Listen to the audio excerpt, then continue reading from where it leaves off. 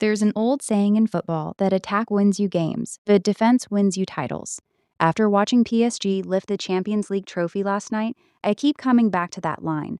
Not because it explains everything, but because people are using it wrong. Arsenal fans are pointing to their defensive discipline as proof that the approach was valid. PSG fans are saying their clinical edge was the difference. And honestly, both sides are picking the half of the quote that suits them.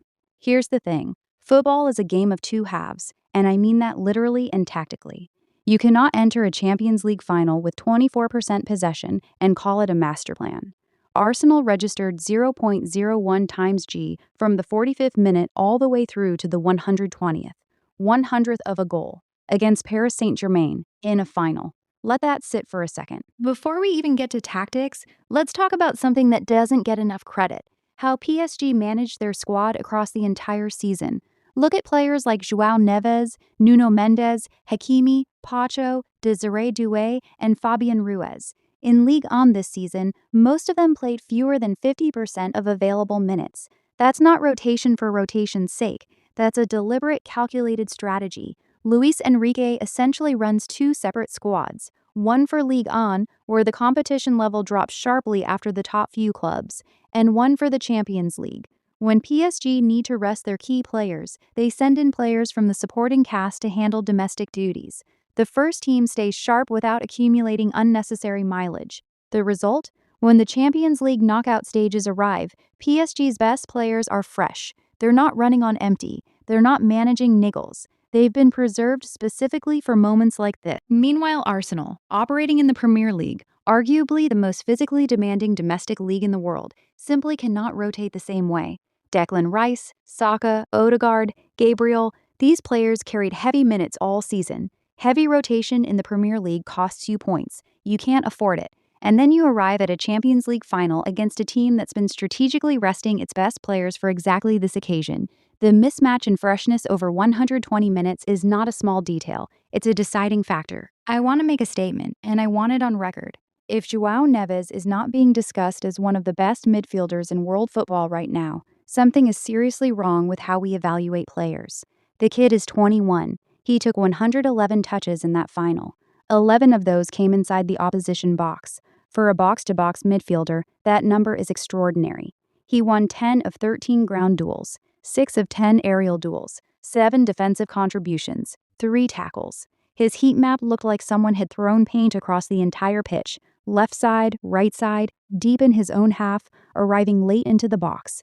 And here's the stat that genuinely blew my mind. Across this entire Champions League campaign, last night was the first time Joao Neves picked up a yellow card. Not once in the group stages, not against Inter, not against Bayern. This disruptive, aggressive, everywhere-at-once midfielder went the entire tournament without a single booking until the final itself. That's not just discipline. That's football intelligence at a level most players don't reach until their late 20s, if ever. Neves is doing it at 21. When he was 19, he dropped a masterclass against Inter Milan. 2 years later, he did it again on the biggest stage in club football. This is not a prospect anymore. This is an established elite midfielder, and the conversation around him needs to reflect that. Let's be honest about the first half. PSG looked genuinely lost. Kvaratskhelia was playing too narrow and winning nothing against Timber's side. Combinations weren't clicking. Fabian Ruiz looked spent before the game even hit the hour mark.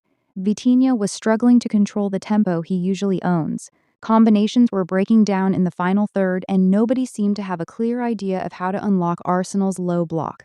If you asked anyone at halftime who the best player on the pitch was, most people, including people watching on stream, said Gabriel Magalhães, an Arsenal centre-back, in a Champions League final. That tells you everything about how PSG's attack was functioning in those first 45 minutes. But second half, Luis Enrique made adjustments. Kvaratskhelia was pushed wider, creating proper 1-versus-1 situations rather than drifting into congested central areas. PSG found isolations they simply couldn't manufacture in the first half. Vitinha stepped up and started controlling the tempo that Arsenal desperately needed to kill. The team that looked clueless at times in the first half came out in the second looking like an entirely different unit. That's coaching. That's in-game management. And that's exactly the kind of adaptability that separates Champions League winners from Champions League participants. I want to be clear. Defending is not the issue. Defending is a legitimate, respected part of football. Gabriel Magalhães was sensational. Saliba was commanding. Raya made saves that had no right going his way. Lewis Skelly, on his Champions League final debut as one of the youngest English players to ever start one, showed composure beyond his years.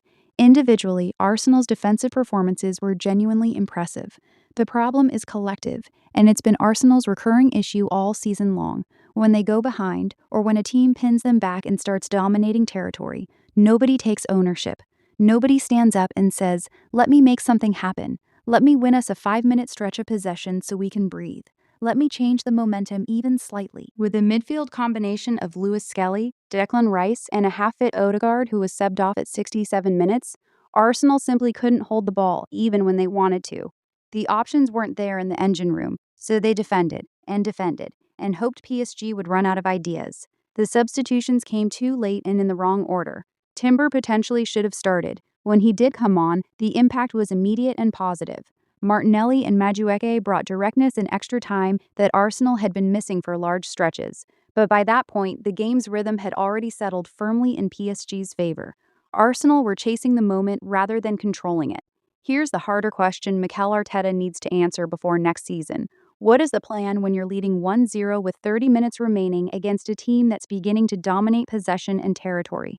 Because sitting back, defending the lead with 10 men behind the ball, and hoping the penalties fall your way is not a sustainable answer at this level. It nearly worked. Almost is not enough. Before we get to the shootout, let's talk about Willian Pacho. 24 years old, 0 fouls committed across 120 minutes, 100% of his aerial duels won, 7 headed clearances, 11 total clearances, 4 recoveries.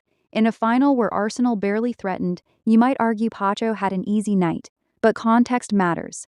The few moments Arsenal did create, Pacho was first to everything. He read the game like someone twice his age and twice his experience. Alongside Marquinhos, who had his own commanding performance, PSG's center-back partnership was simply unbreachable. This is a young defender who is going to be one of the best in Europe for the next decade. Remember the name. Hakimi won the toss. Both tosses. He chose to shoot toward the PSG end. A genuine advantage that gets criminally underrated in shootout analysis. Momentum is psychological, and crowd energy behind you as you walk up to the spot is absolutely real. PSG scored first. Arsenal equalized. PSG went 2-1 up. Then Aziz missed. A player Arteta reportedly described as someone who never misses in training. That's the brutal truth about penalty shootouts.